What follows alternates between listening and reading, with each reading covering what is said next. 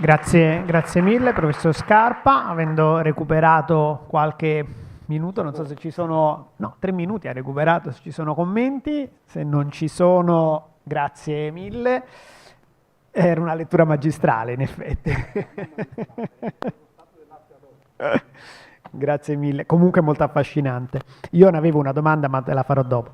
Walter Mazzucco, invece, l'ultimo contributo che ci parlerà di DEIR. Abbiamo già sentito nominare più volte oggi e quindi dulcis in fundo.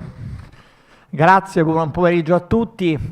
Io devo ringraziare preliminarmente gli organizzatori per avermi invitato a portare un contributo a questo evento che essenzialmente si concentrerà sul sviluppare in qualche modo le possibili sinergie tra l'Italia e il progetto di Digital Lifelong Prevention che ho l'onore di coordinare per quanto di competenza dell'Università di Studi di Palermo. Vorrei rassicurare i pochi stoici che stanno ancora seguendo i lavori che farò un overview del progetto DEIR e poi cercherò appunto di lasciare qualche spunto che spero possa aprire la stura a future sinergie e collaborazioni. Senza però prima non mancare di fare una brevissima analisi di contesto, perché il tema della sostenibilità del nostro servizio sanitario nazionale, io sono un medico di sanità pubblica, epidemiologo, professore di igiene all'Università di Palermo, certamente è in qualche modo un fil rouge che accomuna tutti noi, accomuna soprattutto chi fa ricerca, poiché la sostenibilità anche della ricerca è in qualche modo correlata a questi aspetti, a queste dinamiche. Una popolazione sempre più anziana, questo certamente è un aspetto positivo del miglioramento dell'aspettativa di vita, dei trattamenti, la possibilità di poter affrontare sfide sempre più estreme, ma questo si traduce in qualche modo in un maggiore impatto delle cronicità, di malattie complesse, multifattoriali, prevenibili, che tuttavia richiedono un'assistenza continuativa sempre più frequente e che quindi impattano sulla sostenibilità del sistema salute nella sua globalità. E appunto la dimensione globale, con la dimensione globale dobbiamo confrontarci non soltanto in ottica di public health, in ottica anche di aspetti e impatto delle mutazioni climatiche, di emergenza e riemergenza di patogeni a elevata diffusione che vanno al di là dei confini cosiddetti amministrativi e geografici, ma anche nell'ottica di sostenibilità collegata all'impatto delle politiche globali e anche delle eventuali crisi finanziarie. Dunque erano già noti i trend, quello di rivedere un assetto ospedalocentrico verso un approccio di comunità, riequilibrare in qualche modo il gap che c'è tra diagnosi, trattamento da una parte e prevenzione dall'altra, ma anche quello di superare gli steccati e cercare di cooperare in una visione multi-stakeholders e cooperativa. Un altro driver fondamentale che impatta sulla sostenibilità del nostro servizio sanitario nazionale e oltre è certamente quello della tecnologia applicata in ambito di sanità e salute, e certamente anche la rivoluzione digitale applicata in questo contesto ha un impatto, ma può rappresentare un'opportunità non soltanto nella valorizzazione dei dati clinici, sanitari, nell'accezione comune del termine, ovvero sia i flussi informativi sanitari primari che tutti noi concorriamo a popolare, ma anche nell'utilizzo e nella valorizzazione dei sistemi di sorveglianza, lo ricordava prima la dottoressa Minghetti, che saluto, che peraltro hanno un valore aggiunto nella misura in cui, laddove impattano sulla salute pubblica, ci danno anche una leva in più nell'interfaccia col garante della privacy, anche se non sempre è così, e a questo ovviamente aggiungiamo altri dati non sanitari, dati di monitoraggio ambientale, piuttosto che le variabili informazioni sociodemografiche, stili di vita e quant'altro. La possibilità di utilizzare questa grande mole di dati per avviarli a analisi di intelligenza artificiale e di machine learning sono sotto gli occhi di tutti. Abbiamo provato a declinarli nel contesto della prevenzione, laddove la prevenzione, l'utilizzo di strumenti digitali a supporto dei percorsi di prevenzione può certamente rendere più capillare e diffusa l'intervento di prevenzione, nell'ottica appunto di poter prevenire malattie complesse ad elevato impatto e che possono soprattutto in alcune fasce della popolazione, soprattutto a quelle più intermedie, che sono generalmente delle fasce della popolazione che godono di buona salute e come tali in qualche modo si sentono distanti dai servizi sanitari. Ecco, certamente un approccio multidisciplinare e interdisciplinare può fornire quel valore aggiunto che chiaramente può aiutare anche a sviluppare strumenti anche nell'ottica del riassetto organizzativo generale del sistema della prevenzione, tanto con riferimento all'Hub Nazionale della Prevenzione attivato presso l'Istituto Superiore di Sanità e di concerto il Ministero della Salute, ma anche nell'ottica della interoperabilità tra Sistema Nazionale di Protezione Sanitaria, Ambientale e Climatica, seguendo un approccio One Health e Planetary Health. Sulla base di questi presupposti abbiamo concepito il progetto DER, che ha la finalità di sviluppare strumenti digitali a supporto di percorsi di prevenzione innovativi, quelli certamente al contempo di valorizzare la portata del dato per finalità di prevenzione, creare, infrastrutture digitali e competenze, network di competenze digitali a supporto della prevenzione, nell'ottica di fornire evidenza a supporto del processo decisionale ad ogni livello.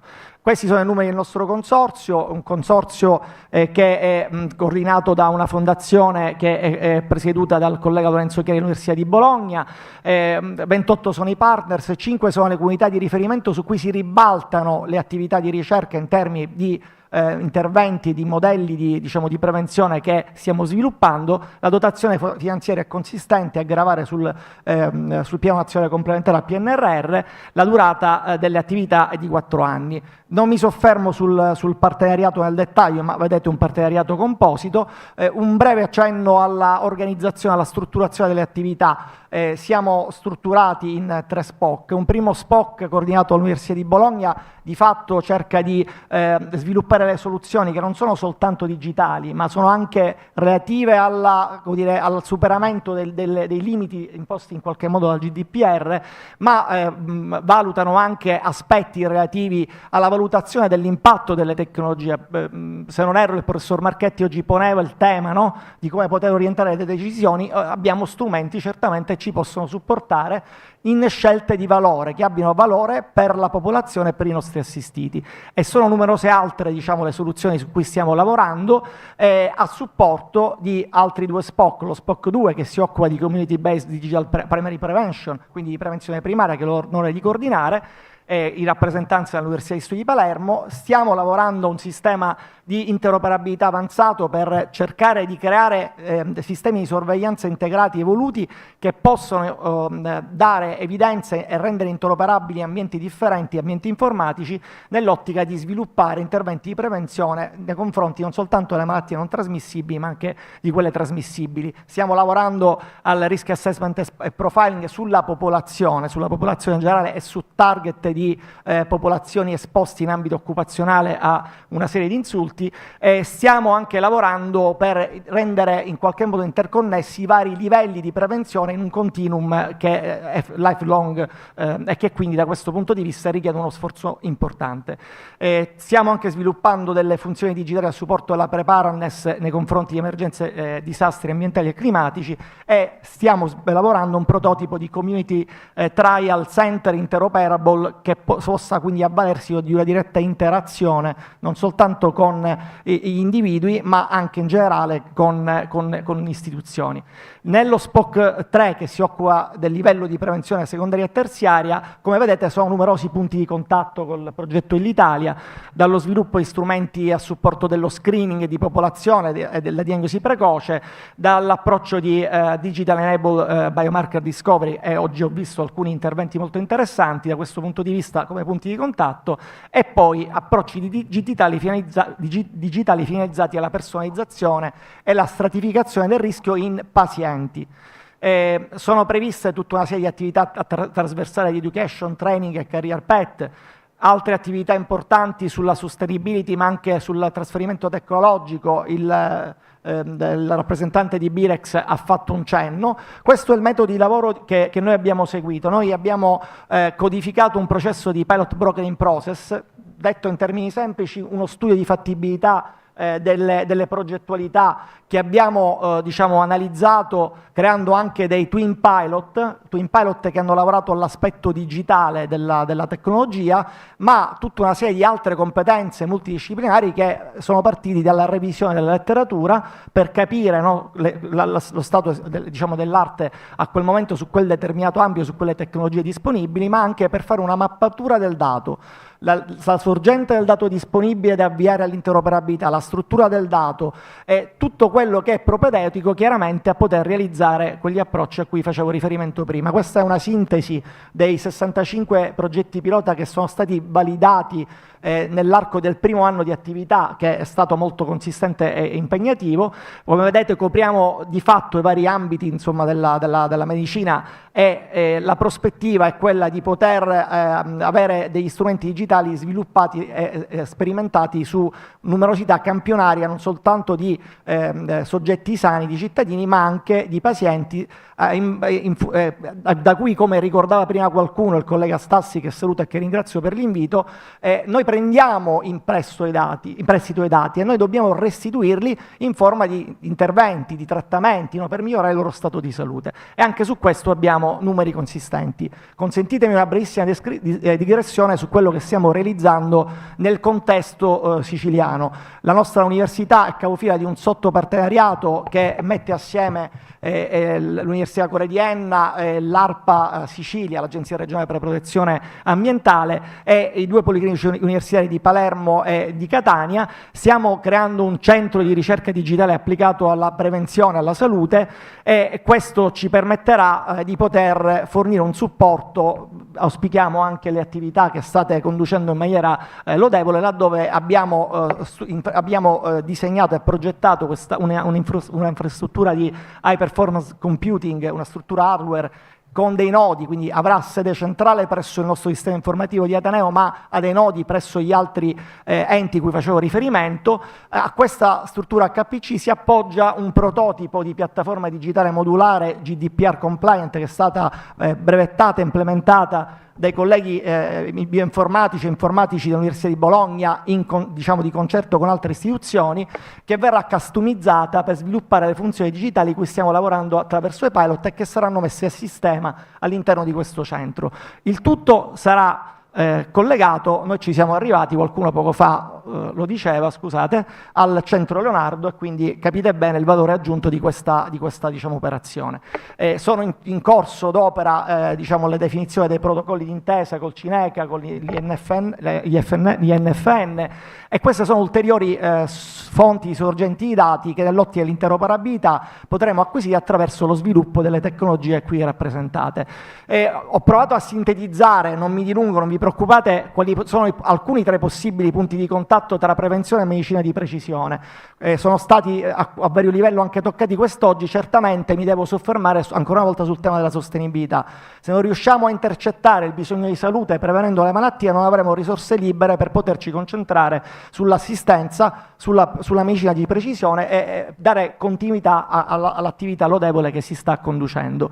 Ho individuato almeno 4 aree di interesse possibili per sviluppare sinergie tra i due progetti. Non mi soffermo, ma chiaramente sono a disposizione per eventuali domande. Certamente in ciò saremo aiutati da alcuni punti di contatto tra i due progetti. L'approccio finalizzato a integrare il livello di popolazione con quello clinico e biomolecolare. Noi ci stiamo lavorando, un esempio su tutti, non sono potuto entrare dentro nei vari progetti pilota, ma stiamo utilizzando i dati dei registri di buoni popolazione, che sono i sistemi di sorveglianza tra i più evoluti, rendendoli interoperabili con registri clinici, rendendoli interoperabili che supportano il PDTA, le reti oncologiche a livello di dettaglio della nostra regione. Stiamo anche lavorando all'interoperabilità con i sistemi di monitoraggio dei sistemi di monitoraggio ambientale delle ARPA, che hanno una mole di dati impressionante e quindi un comune tretto è quello certamente di valorizzare il dato nell'ottica dell'interoperabilità, e poi in ciò saremo certamente facilitati dalla presenza trasversale di alcuni partner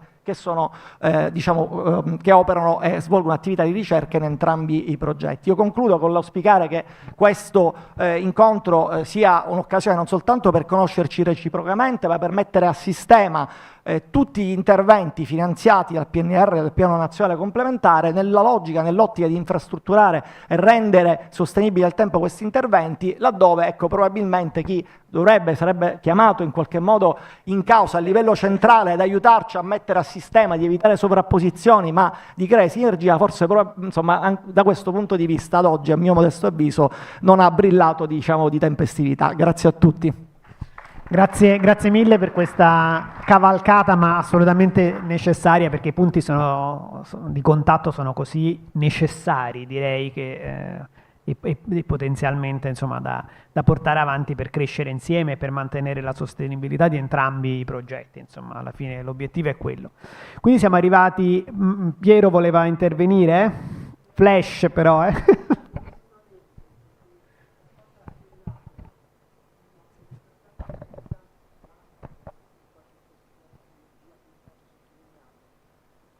C'è un coinvolgimento della medicina territoriale, medici di base, perché questo, se può dire solo 3 parole.